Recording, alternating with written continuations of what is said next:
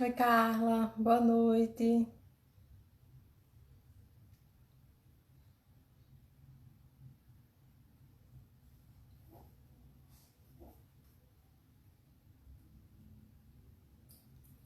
Boa noite, pessoal. Vocês estão me ouvindo bem?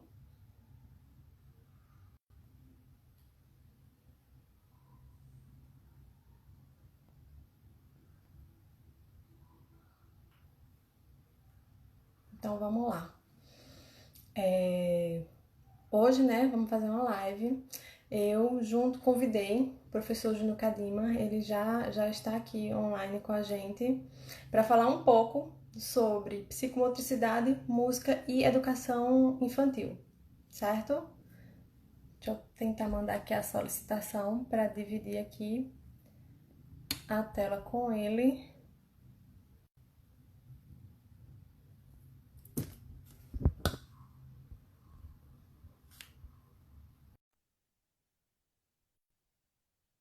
Oi, Oni, boa noite.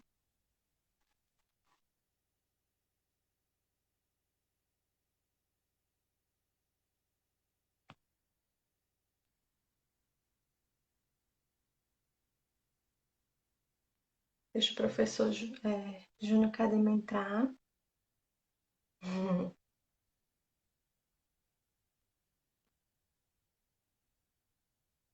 Eu mandei a solicitação. Se por acaso não tiver conseguindo entrar, manda a solicitação para mim.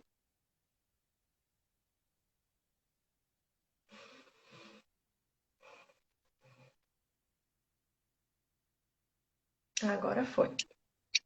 Boa noite. Boa noite, Anne, tudo bem? Tudo bem? Tá me ouvindo bem? Sim, estou ouvindo, áudio tá bom, o vídeo, para mim aqui tá tudo legal. Vamos embora. Então, assim, para quem não conhece, esse é o professor Júnior Cadima. Eu tive a oportunidade de assistir aula com ele na minha pós de psicomotricidade. Ele veio aqui em João Pessoa dar aula presencial. E, assim, ele é pedagogo, psicomotricista e psicopedagogo. Então, eu vou passar, né, a vez para ele terminar a apresentação, para a gente começar a introduzir o tema de hoje. Sim, já quero mandar um oi aqui também para a Ione, vi que ela mandou um oi para gente.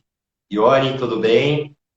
Pessoal, eu quero primeiramente agradecer, Iane, o convite. Para mim é sempre uma oportunidade única ao falar desse tema. É um tema hoje que eu venho pesquisando com bastante profundidade, venho cada vez mais me aprofundando nesse assunto. Então, fiquei muito feliz com o convite. Quero também já deixar um oi para todo mundo aqui. E é isso. Sou de Campinas, São Paulo. Tive a oportunidade de lecionar na pós de psicomotricidade João Pessoa. Conheci aí muitas pessoas e permaneci com essas amizades e fiquei muito feliz, né? A Ione, que está aqui conosco, o convite partiu dela. E o meu trabalho hoje envolve música, educação infantil, psicomotricidade, neurociência, e eu trabalho com formação de professores. Então, é a linha do que eu venho realizando hoje, né? Então, vamos lá falar um pouco sobre isso. Na verdade, né, hoje em dia tem muitos artigos, muitos estudos recentes falando dessa questão da ligação entre a ludicidade e a aprendizagem. Na verdade, para a criança aprender, né, quanto mais lúdico, principalmente na educação infantil, melhor. Então, assim, eu queria que você falasse um pouco da música dentro dessa questão da ludicidade, da aprendizagem, que é justamente sua área de atuação e de estudo, né? Isso, como você citou, acredito que, claro, né, dentro da educação infantil nós vamos dar uma ênfase muito maior nesse trabalho com o lúdico, mas ao pensar também nas outras fases, tanto o ensino fundamental, o ensino médio, graduação, especialização, é importante que nós fazemos um trabalho de despertar motivação naquele que vai aprender. Então, se eu vou dar uma aula na graduação e na especialização, eu tenho que pensar em uma forma que seja uma aula prazerosa. Nesse caso, direcionando, né, fazendo um recorte da música para a educação infantil é um momento de explorarmos diversas ferramentas. E a música é uma dessas ferramentas. E o que eu tenho feito hoje é trabalhado com essa formação de professores, principalmente pedagogos. Então, eu vou falar de profissionais da educação infantil, porque às vezes não só o pedagogo participa, né? Como eu disse, sou de Campinas e algumas escolas aqui, elas contratam auxiliares que não têm a formação na pedagogia. E a ideia é eu trabalhar com a importância da música ser direcionada de uma forma objetiva, de uma forma planejada dentro do contexto pedagógico. Então, sim, eu vou trabalhar com o lúdico, mas de uma forma planejada, de uma forma sistematizada. Eu tenho que ter intencionalidade naquilo que eu vou realizar. Não é apenas sair fazendo uma atividade e não entender o porquê. Até porque nós temos hoje a internet e é muito fácil você ter acesso a diversas atividades. Uhum. E o que eu vejo muitas das vezes é as pessoas reproduzindo aquela atividade, mas sem saber O de objetivo. fato qual é a intenção. E a educação infantil, nós vamos trabalhar com a música, vou trabalhar com o movimento, então eu já vou explorar o movimento por meio das atividades musicais. E quando eu entendo a importância dessas ferramentas na educação infantil, o meu trabalho pedagógico ele vai ser muito mais consistente, né? Sim. Então, sim, o lúdico é No uma caso, excelente. No caso aí, já que você já começou a falar do movimento, né, através desse lúdico, né, a gente trabalha com os elementos psicomotores que são fundamentais nessa primeira infância. Então, assim, dentro dos elementos psicomotores, a gente sabe quais são. Eu queria que você falasse um pouquinho, tipo, com a música, com os instrumentos, o que é que a gente consegue despertar na criança essa motivação para ela fazer o que de uma forma mais estruturada, ela talvez tivesse um pouco mais de dificuldade, ou talvez ela não tivesse interesse. Porque, assim, só para deixar abrir um parênteses, que a maioria das pessoas que me seguem são pais ou profissionais de crianças atípicas. Então, daí já tem as crianças, né? Normalmente as crianças autistas já têm essa questão de interesse restrito. Então, eu acredito que usar a música como uma ferramenta dá para a gente extrair muita coisa da criança de forma lúdica. Eu queria que você falasse um Com pouquinho certeza. dessa questão dos elementos psicomotores dentro desse contexto. Ótimo. E isso é uma das coisas que eu busco relacionar também, Yane, é pensar justamente no que eu preciso trabalhar com a criança, né, naquilo que envolve os aspectos psicomotores, tônus, o equilíbrio, a lateralização, a lateralidade, o esquema corporal, imagem corporal, a estruturação espaço-temporal, que é uma das habilidades aí que nós vamos estimular muito com o trabalho que envolve a música e também praxia global e praxia fina. Então, pensei aqui nesses fatores psicomotores e ao levar isso para um contexto pedagógico, né, para dentro da educação infantil, é fazer com que esses profissionais entendam, primeiramente, a importância desses fatores psicomotores no desenvolvimento da criança, para que depois nós possamos relacionar aquelas atividades que vão envolver a música na estimulação desses fatores.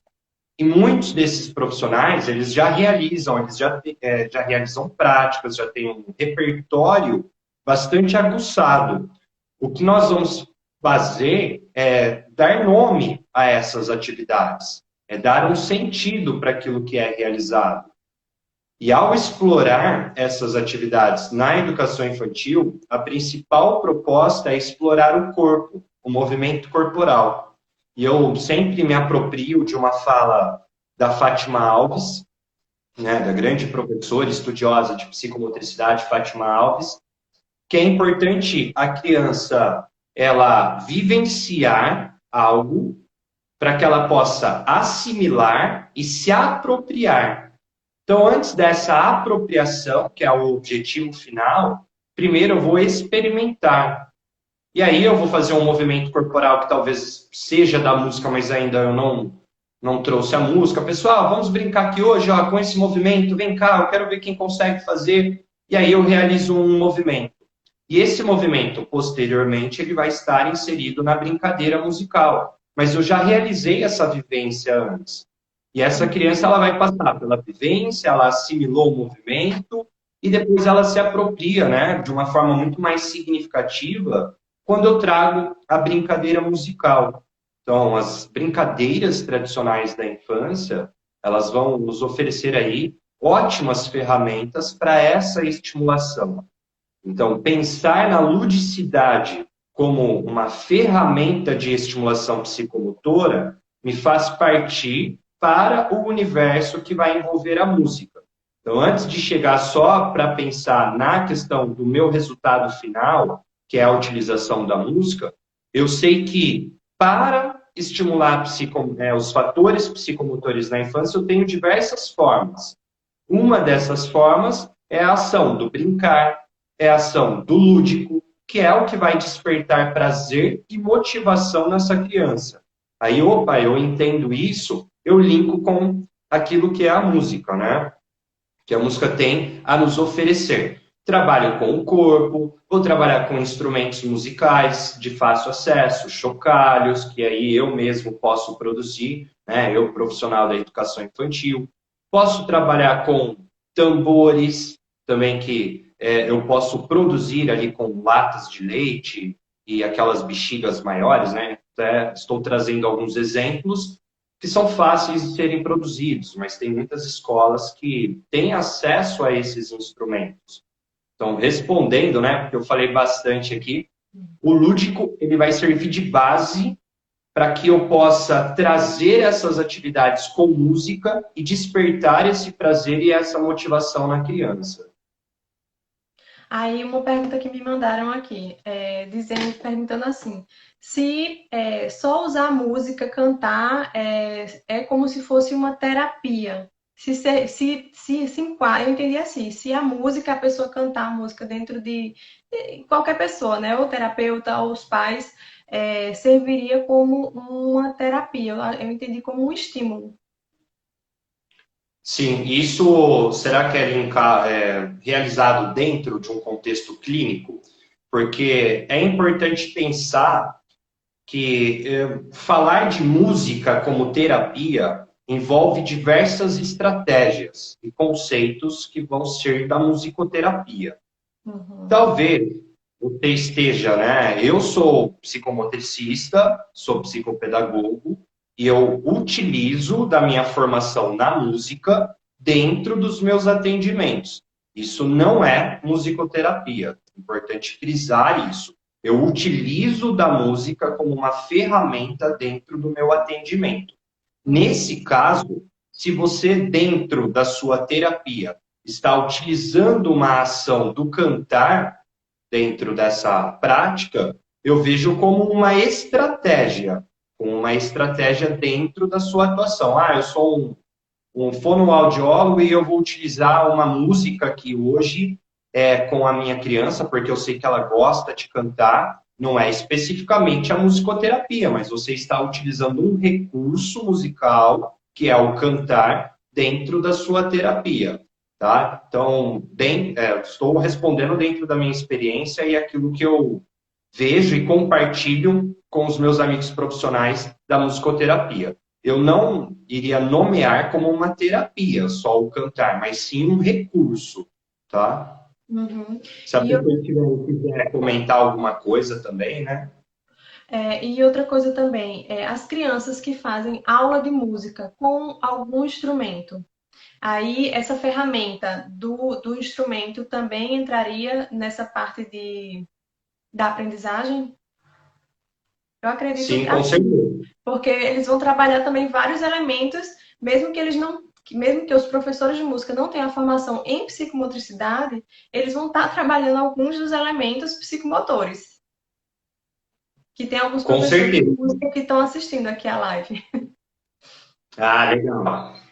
Nesse contexto que você perguntou, Iane, aqueles professores de música que estão dentro da escola ou são as crianças que estão dentro da escola de música? As crianças que estão na escola de música. Ah, sim, com certeza. E nós temos, aqui no Brasil, temos o pessoal da UFMG, que é a Marília, ela estuda muito a questão da música ali como ferramenta de estimulação cognitiva, mas essas crianças inseridas em uma escola de música, com certeza, elas terão muitos ganhos. E nós temos hoje pesquisas da neurociência comprovando o quanto que isso auxilia. Principalmente a ação mesmo de fazer um movimento corporal, fazer um ritmo, ou as crianças em uma aula ali, uma vivência musical, onde cada uma vai ter um chocalho e elas estão cantando e fazendo um ritmo junto com a música, isso favorece tanto o aspecto de percepção motora, essa percepção da informação rítmica que chega. Então, ela tem a modulação, né, do seu ritmo interno com aquele ritmo externo. Ela ouve, ela percebe, porque ela recebeu um estímulo sensorial, um estímulo auditivo.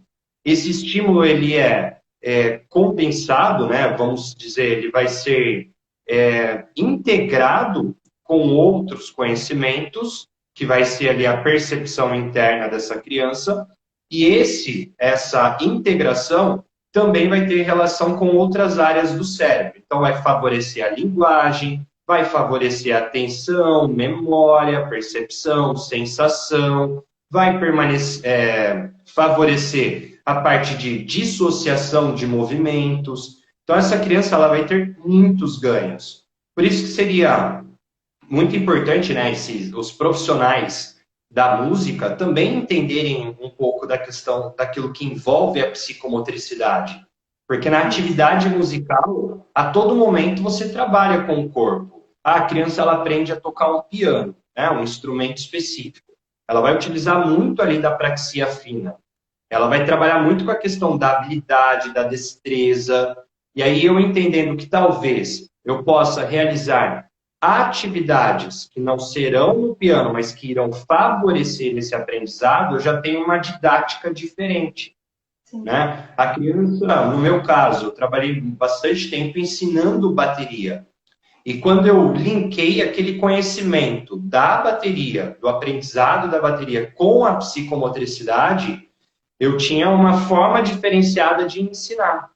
Porque eu sabia que os movimentos corporais que seriam utilizados no instrumento, eu poderia fazê-los fora do instrumento. E aí, quando a criança tentava, ficava muito mais fácil. Ela ia ter muito mais prazer. Porque, nossa, consegui fazer. Né? Conseguiu fazer, já acionou ali o sistema de recompensa, ela já vai liberar a dopamina, já vai ter prazer no corpo. Ah, eu consegui, legal. Que é a sensação que todo mundo tem quando conquista um objetivo. E nesse caso, sim, as crianças serão muito favorecidas nas aulas de música e hoje temos diversas pesquisas que já comprovam isso.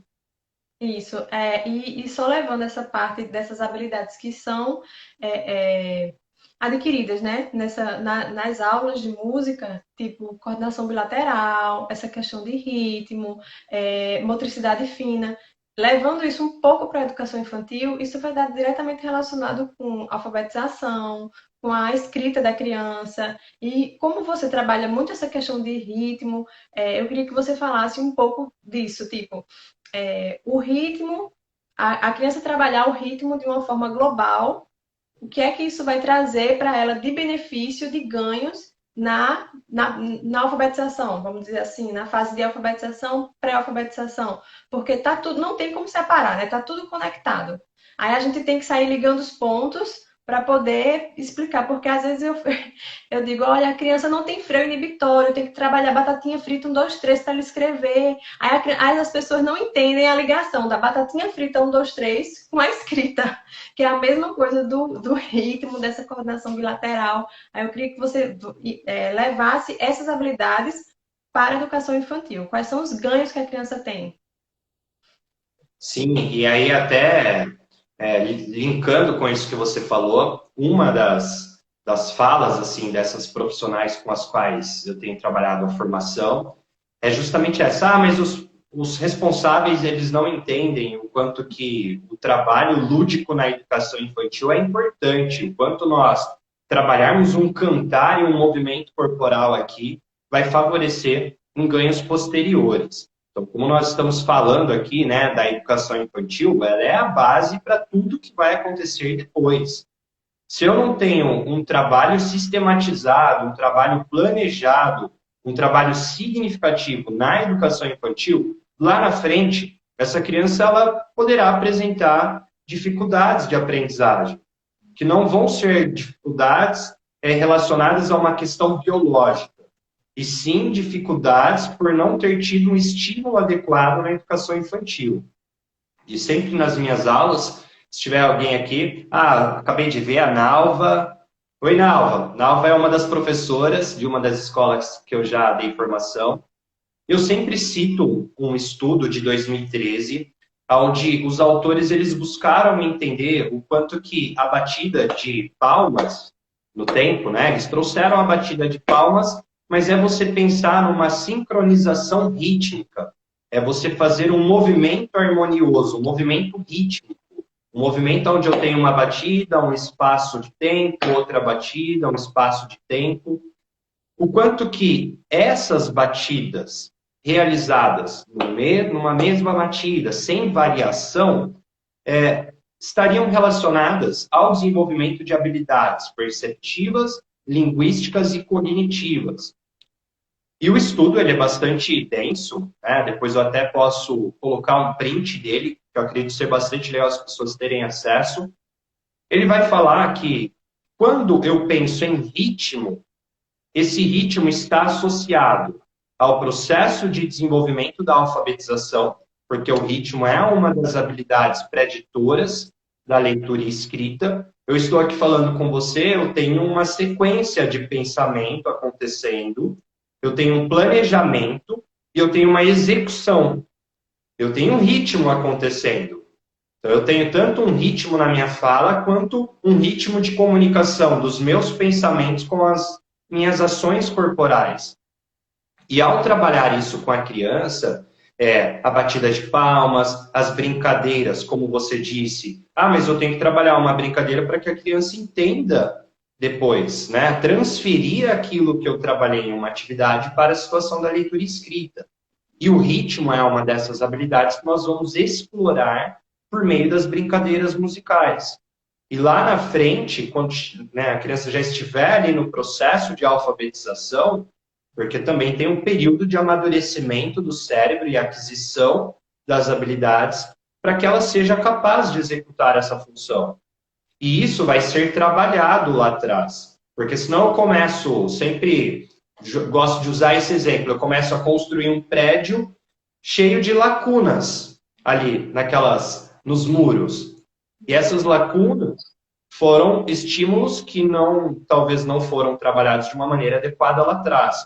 Então, o ritmo ele é uma habilidade preditora e nós vamos estimular, vamos potencializar essa habilidade na educação infantil. Como? Por meio das brincadeiras tradicionais da infância, por meio de parlendas, por meio das brincadeiras musicais.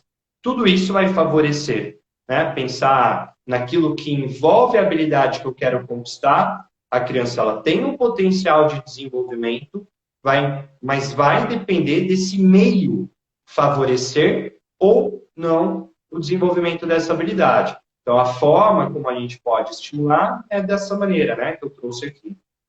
Uhum. E eu queria que você falasse um pouco da sua experiência com crianças autistas, dentro da música, né? Que é o que, nos seus atendimentos. Para quem não segue o Instagram de Júnior Kadima, siga, porque tem várias atividades, e nesses últimos tempos ele tem feito, né, vários vídeos mostrando atividades que dá para a gente trazer para a nossa realidade. Eu sempre digo assim, que as atividades que a gente vê na internet, a gente tem que buscar adaptar para a criança, para aquela criança, que não é uma receita de bolo, tipo, tudo serve para qualquer criança. Mas tem várias atividades nesses últimos tempos que você está fazendo os vídeos que dá para a gente trazer e adaptar, né, para a criança que a gente vai atender ou para os pais trabalharem em casa. Aí eu queria que você falasse um pouco dessa sua experiência com crianças autistas. Tá, legal. Inclusive, essas atividades eram um projeto que eu já tinha há bastante tempo, mas com a correria do dia a dia, não conseguia colocar em prática, e agora com o isolamento social e tudo mais, eu comecei a colocar em prática algumas coisas e trazer essas atividades para o Instagram, para o YouTube. Isso que você falou faz todo sentido. Porque a atividade ela está ali, eu sempre gosto de citar isso, porque algumas pessoas me mandam mensagem no inbox, Júnior, mas eu apliquei aquela atividade X e não deu certo. Tá, vamos entender o contexto do porquê não deu certo. É a idade da criança, ou como você realizou, porque a ideia, quando eu trago, não é uma ideia fechada. É uma ideia. A partir dela, você vai se apropriar e talvez explorar outras possibilidades de aplicar.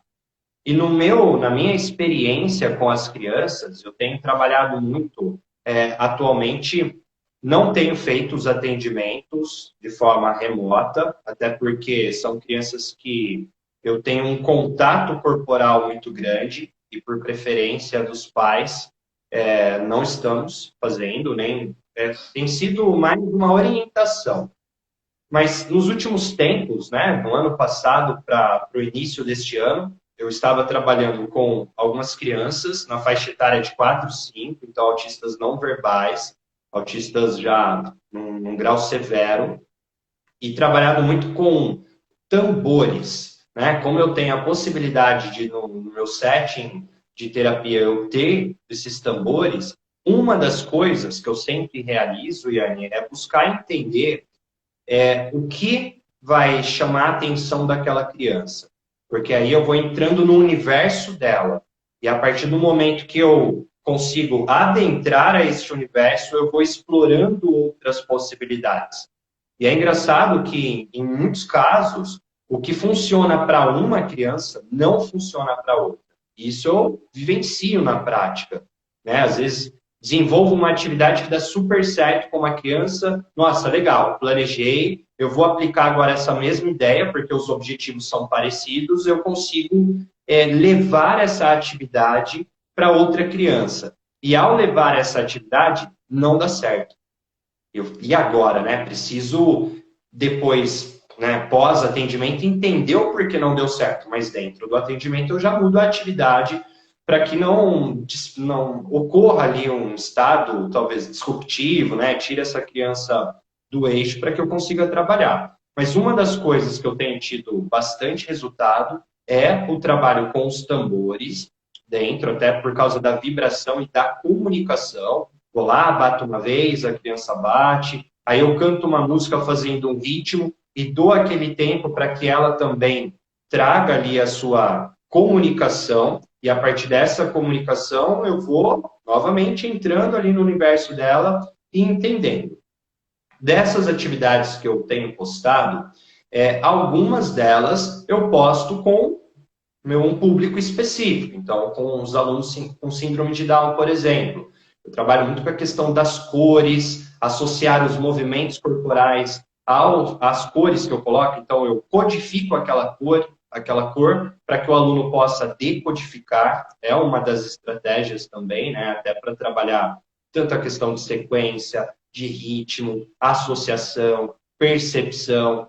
O importante é ter claro o objetivo, para que a partir deste objetivo eu consiga favorecer, né? Buscar as atividades e favorecer o desenvolvimento da criança. Um exemplo, tem uma parlenda que eu uso muito, para quem é meu seguidor, para quem já fez curso comigo conhece, que é o rabo do tatu. Que é viva eu, viva tu, viva o rabo do tatu. Então, com algumas crianças, eu vou brincando bastante com essa parlenda, e aí eu omito a última sílaba. Então eu vou, viva eu, viva tu, vivo rabo do tatu. E aí essas crianças, elas começam a trazer uma verbalização já, um som. Isso, para mim, já é um ganho muito grande, porque dessas crianças que eu tenho trabalhado, eu tenho também a oportunidade de trocar com outros profissionais, aonde eu atuo sozinho, mas tem outros profissionais que também trabalham com essas crianças e nós temos, né, o grupo de WhatsApp e a troca. E sempre a dica de um outro profissional ajuda muito. E nessa situação da atividade, eu levei, estou fazendo dessa forma, trabalhando os movimentos, o ritmo ali com o tambor, ou com o chocalho, ou com as baquetas. E aí, sempre no contorno ali, que a gente chama de contorno melódico, na última sílaba, eu não vou falar, para dar esse espaço para a criança se expressar. Então, uma ideia, um exemplo, né? Daria para dar vários outros aqui. Mas, na minha proposta de trabalho, é uma proposta de estimulação psicomotora, onde eu me aproprio das atividades musicais. Deixar claro, porque tem pessoas que acabam confundindo a minha atuação com a musicoterapia. E não é a musicoterapia. É estimulação psicomotora, mas eu trago do meu conhecimento, da minha experiência, né, da minha formação na música para os meus atendimentos da psicomotricidade. E aí, dentro do meu planejamento, eu coloco aquelas atividades que eu acredito que vão favorecer o meu processo de atendimento. Essa que eu falei é uma delas, o trabalho com tambor é uma outra estratégia, os chocalhos é uma outra estratégia. Então, eu vou experimentando também. E até no chocalho, né, dá para fazer, inclusive, a participação, né, da criança para montar o chocalho, para fazer o instrumento. Na verdade, a estimulação já começa para montar um instrumento. E outra coisa que eu acho super importante é a questão da imitação motora. Porque a imitação motora dá para trabalhar dessa forma, de uma forma lúdica, e ela é um pré-requisito para um monte de habilidade. Então, a criança, ela, através do ritmo, da batida, mesmo que não saia igual, mas só a tentativa dela fazer, né, dela fazer essa imitação, dá para trabalhar muita coisa, contato visual, enfim, uma infinidade, coordenação motora, tanto ampla como fina. E, e o que eu queria deixar, assim, a mensagem, na verdade, que eu queria deixar claro era a importância desses elementos, né, a importância da aquisição dessas habilidades na primeira infância, quando a criança ela vai crescendo, porque como você falou, né, não é uma coisa que vai ser só da educação infantil, é uma coisa que a pessoa vai levar para a vida. E isso, qualquer pessoa, né, neurotípica ou atípica, é uma coisa que vai levar para o resto da vida. Então, tanto essa questão de aprendizagem de uma maneira geral. E é muito válido essa questão dos tambores. E dá para trabalhar, e outra coisa que você falou que me lembrou essa questão do distúrbio do processamento sensorial, que muitas crianças elas têm, né, essa questão auditiva, que elas têm uma hipersensibilidade auditiva. Aí nesses casos, na sua experiência mesmo, como é que você faz essa questão da dessensibilização? Porque a gente vai ter que começar, né, comendo pelas beiradas para trabalhar por aproximação, para ir trabalhando essa questão da hipersensibilidade auditiva, que também é comum. Sim, e é interessante isso, porque para mim ficou muito claro quando, no mesmo momento da minha atuação, eu comecei a trabalhar com duas crianças, que foram as que eu atuo hoje, depois outras chegaram, mas essas permanecem comigo. São duas crianças, uma menina e um menino, os dois com 5 anos de idade, são autistas não verbais.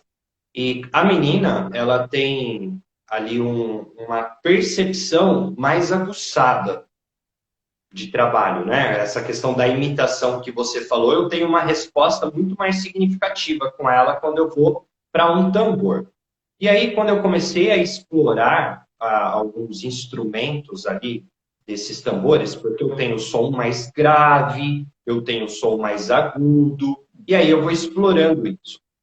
Em uma das atividades, eu fui trabalhar, né, logo ali no início, no momento que eu tenho, a criança chega para o atendimento, né, que tem o acolhimento dessa criança.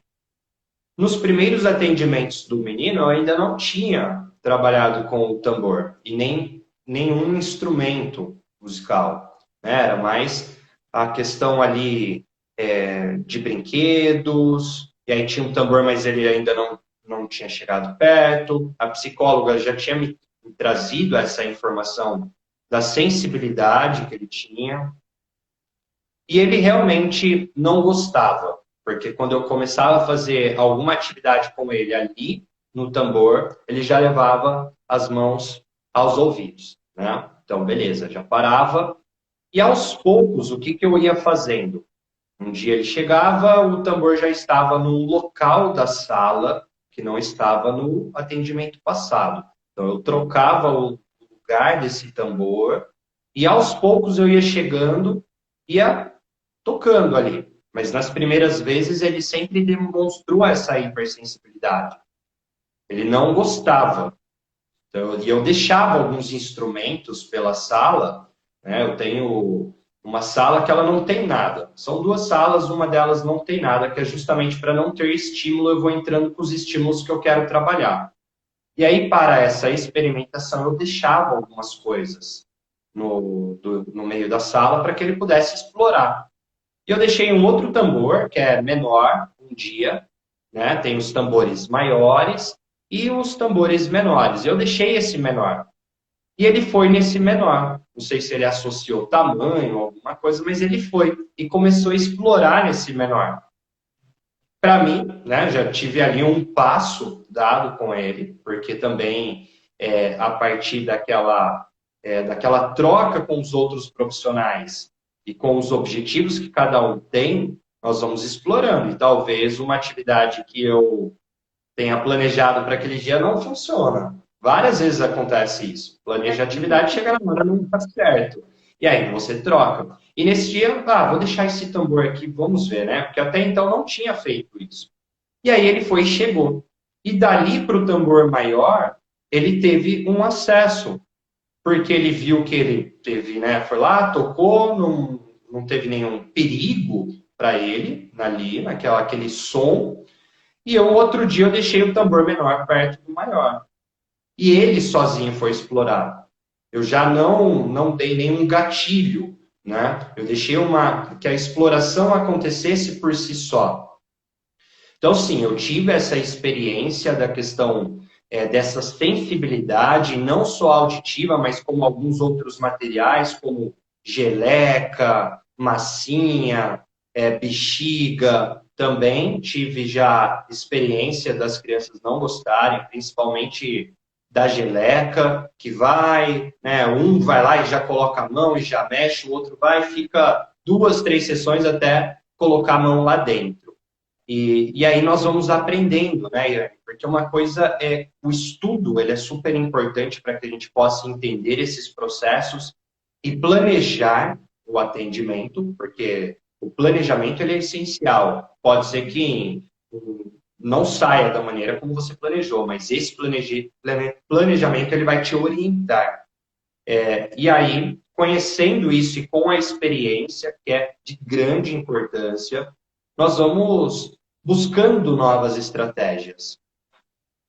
Sempre, né? A prática junto com a teoria. A teoria dá a base, mas é só na prática mesmo. E quem trabalha com criança, qualquer criança, né, tem que chegar no lugar com plano A, B, C, porque até um estímulo que ela possa ter aceitado ou gostar ou goste, né? Naquele dia pode ser que ela não tenha dormido bem, não esteja afim. Então tem que ter as cartas na manga, né? Para mudar rápido de estratégia e conseguir aproveitar aquele tempo útil ali que a criança está lá para ser estimulada.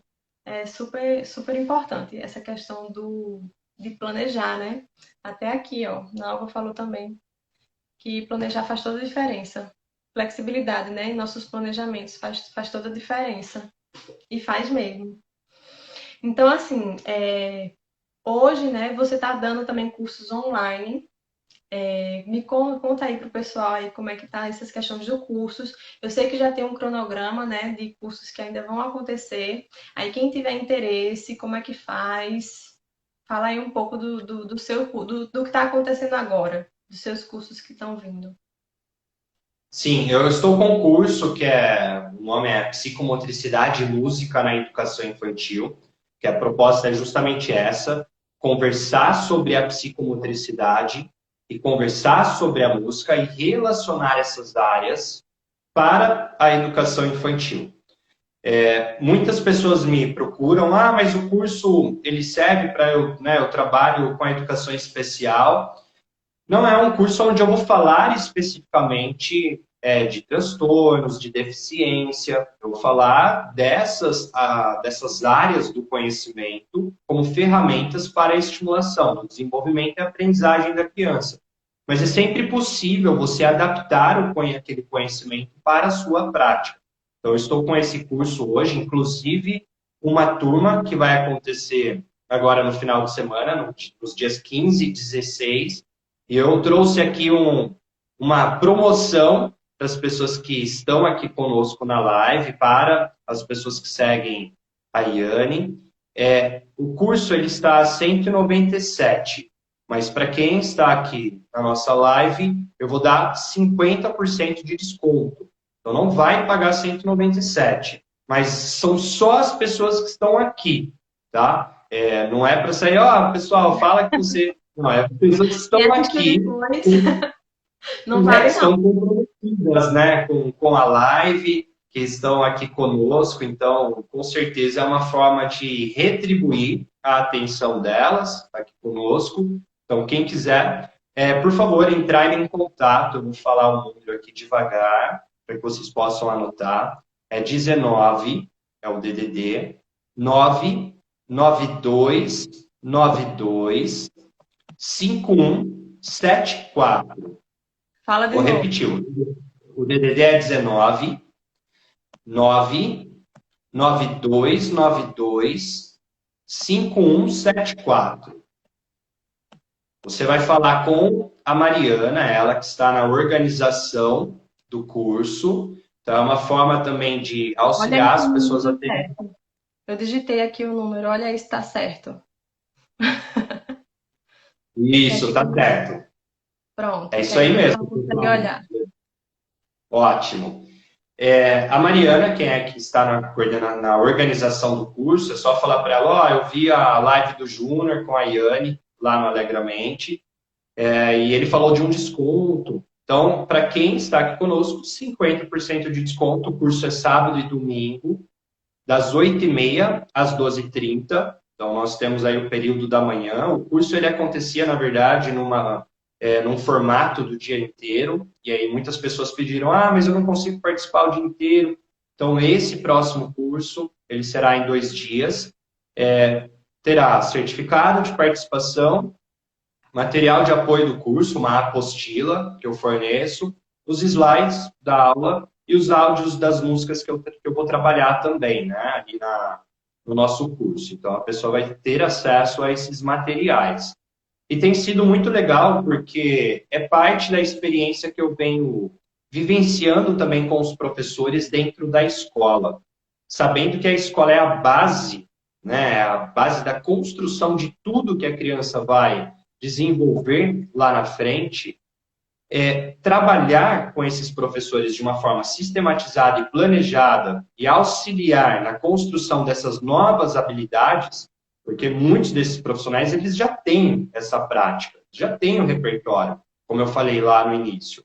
Nós só vamos nomear aquilo que está sendo realizado. Então, talvez o professor ele já realize uma prática com música, mas ele não entenda ali de forma fundamentada o quanto aquela atividade explora os fatores psicomotores que vão auxiliar na alfabetização.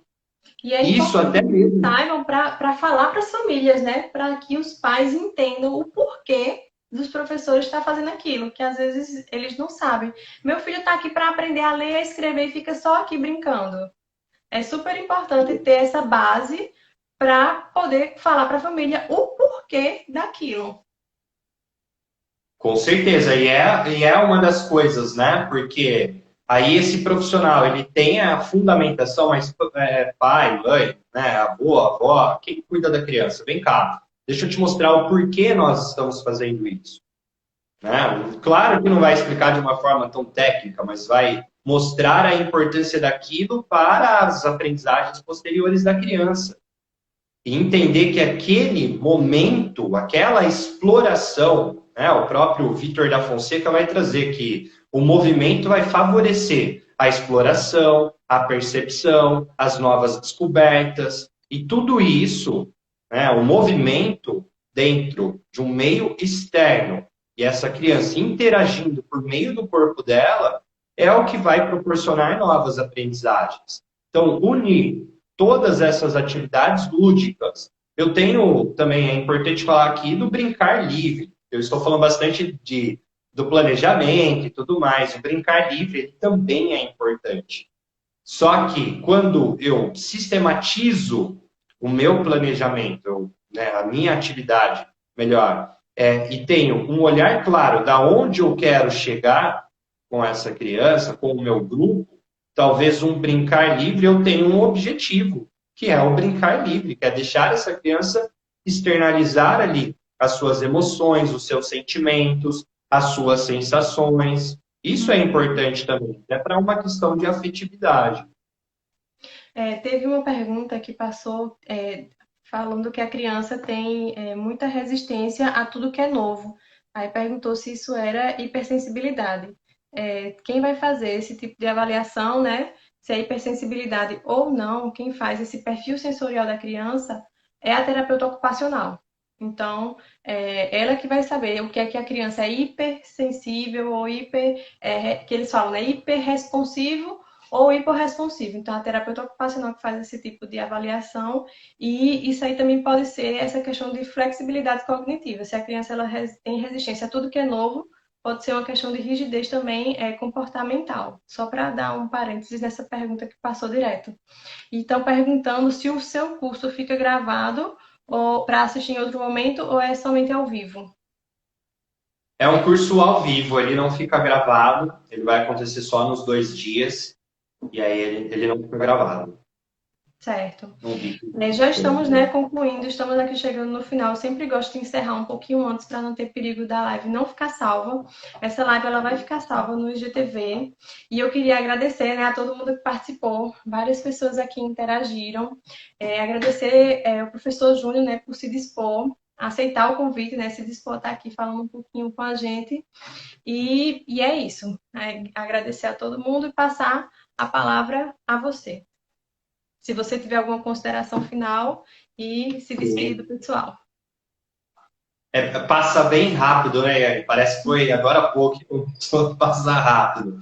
Quero novamente agradecer aqui a oportunidade, eu fiquei muito feliz com o convite, eu acompanho o seu trabalho e realmente é um trabalho muito gratificante de poder ter acesso, né? Conheci já lá na época da pós, então é um trabalho grandioso, tá? Parabéns pelo que você faz, eu tenho acompanhado também as lives aqui no canal, depois sempre vejo pelo IGTV, e eu vejo o trabalho sério. Isso é importante frisar, porque nós temos hoje uma questão de muitas lives acontecendo. E eu tenho dado uma prioridade também para quem eu vou conversar. E como eu sei que é um trabalho bastante sério, é um trabalho que atinge muitas pessoas e ajuda muitas pessoas, para mim é um prazer estar aqui, compartilhar parte do meu conhecimento. Espero ter contribuído com o conhecimento, né, com a construção de novos conhecimentos das pessoas que estão aqui. Eu agradeço a atenção de todos vocês e qualquer coisa me sigam lá, que tem algumas atividades. Novamente, né, o curso 50% de desconto para quem quiser participar, entre em contato. E é isso, eu agradeço de coração. Obrigada, professor. E obrigada às alunas também do grupo de orientação de motricidade fina que estão aqui, né, marcando presença. Vi gente da turma 1, da turma 3, que eu tenho um grupo de orientação de pais para motricidade fina. E eu falo dessas questões dos elementos psicomotores também, para eles terem uma noção do que fazer com os filhos em casa. Então, eu vi que tem várias pessoas aqui do grupo. Agradecer a presença das meninas, tá bom? Então, vou encerrar. Obrigada a todos e boa noite. Tchau, tchau. Tchau.